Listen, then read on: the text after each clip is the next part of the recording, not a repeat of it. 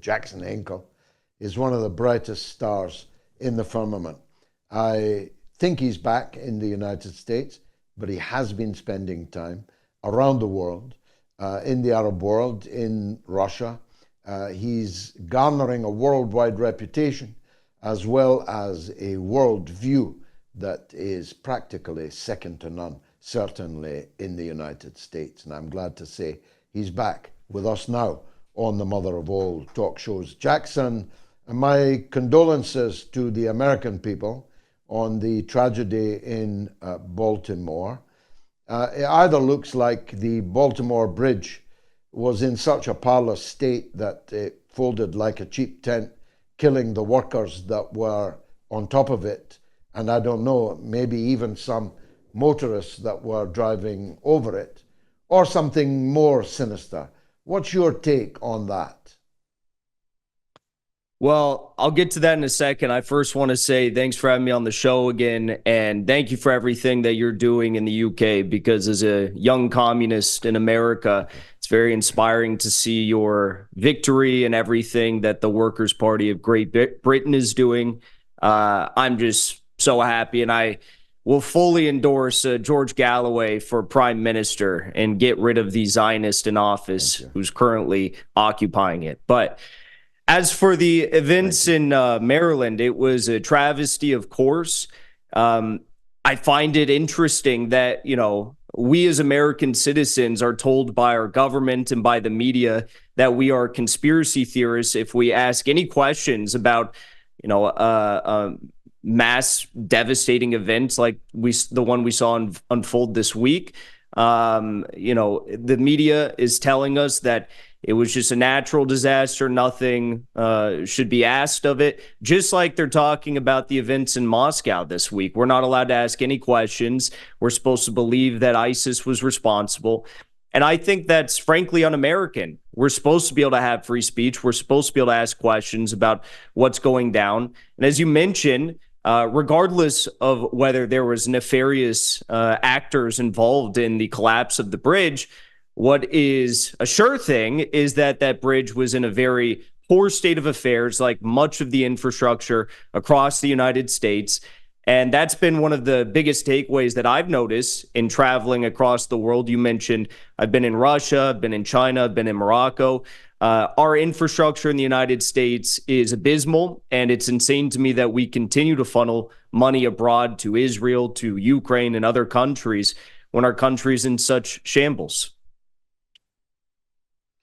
Now, they were not sure how this disaster in Maryland happened, but they were very sure that Ukraine was not involved in the mass murder in Moscow, and that not only Islamists, but a named Islamist group, Special K, ISIS-K, within hours, not only the governments of the West, but all of their teat-sucking, servile, sycophantic journalists were absolutely adamant that it was a crime committed by ISIS-K.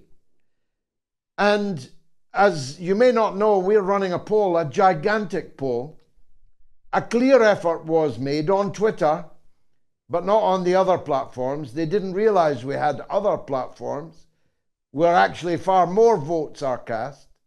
A huge effort was made involving tens of thousands of accounts to persuade us that it was ISIS and not Ukraine.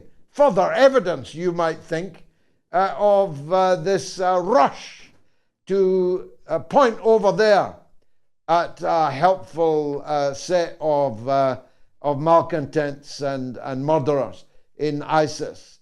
How were we so quick? How are we so sure in Western countries that this was done not by Ukraine and therefore by extension us, but was in fact done by some Tajiks who don't know the right hand from the left hand when they're swearing on the Quran and standing in front of their child's paint box ISIS banner?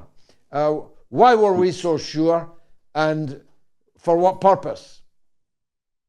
It's a very serious issue, but I'm laughing because it's insane that anyone would believe that these individuals who committed this terror attack were acting, on their own. There's no reason for these extremists to have committed this attack against Russia on their own. There's no cui bono, as they put it, for them to have done this. Who benefits? It doesn't make sense. The only people who benefited from this attack are the West and Ukraine. And there's ample evidence that Ukraine and by proxy, the United States were the organizers of this horrific event. I mean, the individuals who committed this attack were fleeing into Ukraine. They were caught in the Bryansk region. In addition to that, the United States has come out day after day saying and making sure that everyone knows it was not them, it was not the CIA who had any involvement in this. But we saw the Russian security services come out this week and say that Ukraine, the UK, and the United States were behind this deadly attack. So the United States and the CIA have committed tons of terror attacks on Russia, not just this year, not just last year, but for decades now. Obviously, they benefit. Obviously, they have a history of doing this. And again, I think it's important to ask questions as to who actually organized this attack. Now, you bring up the important fact that the United States has said that ISIS-K was the only group involved in this attack, and they were the ones who organized it and committed it. The only problem with that is everyone who has at least two working brain cells knows that the United States created ISIS, armed ISIS, supported ISIS, provided medical support for ISIS when the US and the UK were operating a dirty war in Syria against Bashar al-Assad. So regardless of whether we want to take the official US line or the official Russian line, it does seem as though the United States has ample culpability behind this terror attack. Quite so. As I said earlier, it's actually even more interesting if it really was ISIS-K, because then we need to start asking, who are these people? How did they come to be? Where did they get the weapons? Where did they get the money? And why did they do this at this moment in time? The only people that have been attacked by this so-called ISIS-K are Russia and Iran, with some attempts made against China. In other words, the big three in the United States and UK's official enemy list. That's a remarkable coincidence, isn't it? It is. And President Putin brought up that point as well. He said, ISIS generally only ever attacks the official enemies of the U.S. government. And he said, I find that very interesting. And it is interesting. Of course, we can look back to the one time when ISIS accidentally launched a missile at Israel when ISIS was fighting in Syria. And that was the only time that ISIS ever apologized to anybody, to any state actor, to any civilian population. They apologized to Israel for accidentally launching a missile at their country. When it comes to the events that you mentioned, the attack on Iran, I believe what you're referring to was the attack on the memorial procession commemorating the loss of life, the assassination of Qasem Soleimani, who, of course, was a feared villain in the eyes of the official State Department and Pentagon actors. They killed him during the Trump administration.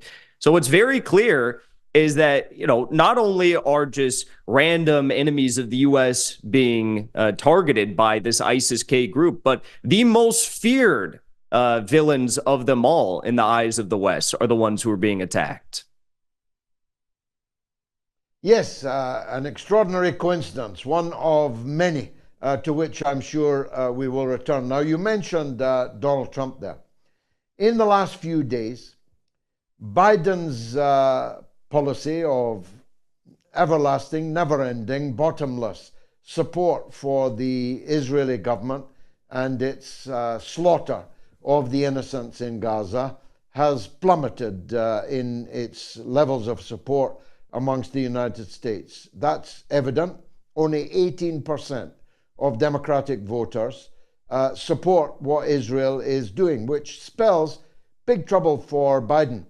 But it's not just that part of America that's falling out of love with Israel, is it? We've had the extraordinary phenomenon of Candace Owens, a figure from the right, formerly of The Wire, Alex Jones, another figure from the right, Tucker Carlson, another figure from the right, and now Donald Trump, warning Israel that it is losing its friends all over the world and that it has to bring this war to a speedy conclusion. That's quite a turn of events, isn't it, Jackson? It is. And I'd also add that this morning, a new podcast between Joe Rogan and Kurt Metzger, one of the featured main guests on the Jimmy Dore show, during that podcast, Joe Rogan came out and called what is happening in Gaza a genocide against the people of Gaza. And he had some other very harsh words for Israel as well, of condemnation. I do think that it's most interesting what Donald Trump had to say. I've often referred to him as Zion Don, and others have as well, because of his longstanding deep support for Israel. But something interesting happened at the end of his presidential administration.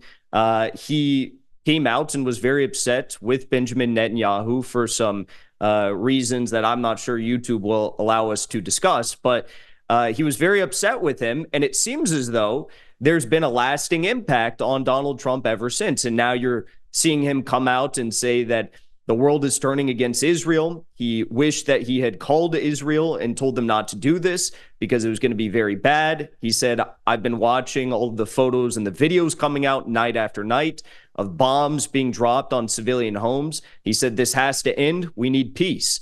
So whether or not this is just an election ploy, I don't know. But it is definitely the correct line that needs to be taken for any candidate for any office in the federal government in the United States at this point. And he is the only one who's even coming close to taking a line of condemnation against Israel. Robert F. Kennedy Jr., full supporter of Israel. Joe Biden, same, so on and so forth with all the other candidates.